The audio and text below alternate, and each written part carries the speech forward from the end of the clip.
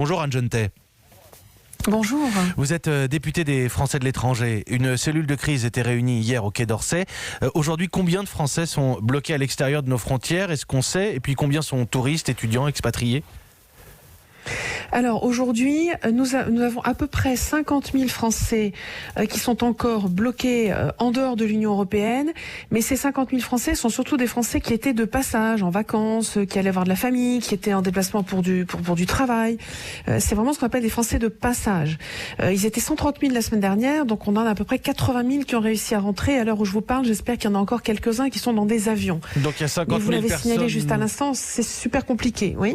Oui, donc c'est 50 000 personnes en gros, hein, les personnes de passage. Oui, à peu près. D'accord. Il y a aussi les expatriés, voilà. et les étudiants. Tous les autres. Voilà, les autres. Combien? Alors, exactement. Le problème, c'est que là, on a un énorme problème. C'est ce que j'appelle la deuxième vague.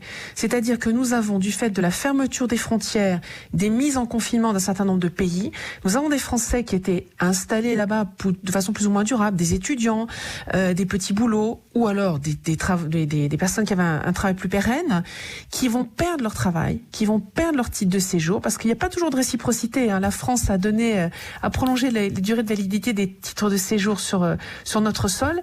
Il n'y a pas toujours la réciprocité. Certains donc vont perdre leur titre de séjour, vont perdre leur boulot. Et là, je viens de recevoir ce matin, là, il y a une demi-heure, un avis de l'État en Australie de Margaret River, enfin c'est une région de Margaret River, qui a informé, si vous êtes étranger, on vous demande de prendre contact avec vos autorités consulaires et d'être rapatrié le plus rapidement possible. Eh bien, vous ne pouvez plus rester sur notre sol. Et alors, très bien, voilà. Il faut sortir. Donc ça, je l'entends pour les Français expatriés dans cet état de l'Australie.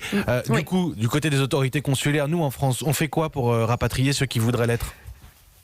Alors, nos consulats sur place font un boulot de dingue, extraordinaire, pour essayer d'aider nos ressortissants français, qui sont donc la deuxième vague. La deuxième vague, on les estime. Hein, il y a 2 jours, hier, on m'a indiqué que la deuxième vague était estimée à 800 000 Français qui pourraient être expulsés ou en demande de rapatriement vers la France. 800 000, c'est absolument considérable.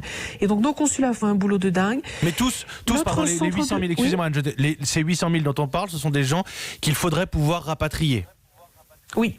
Absolument, qui vont dans les semaines à venir. Ils sont peut-être pas 800 000 à l'heure où je vous parle, mais c'est l'estimation qu'on fait parce que leur nombre va monter progressivement. Nous en avons par exemple aujourd'hui plus de 10 000 en Australie. Qu'est-ce qu'on fait pour eux, Anne Jeunetet? Qu'est-ce qu'on fait pour eux? Alors c'est là que c'est très compliqué. Là, je voudrais lancer un appel parce qu'ils ont besoin, parfois ils sont à la rue. En ce moment, on a des jeunes Français qui dorment dehors en Australie, qui n'ont pas de logement, qui n'ont plus de ressources, qui ont perdu leur boulot. Vous savez, la France a un talent extraordinaire.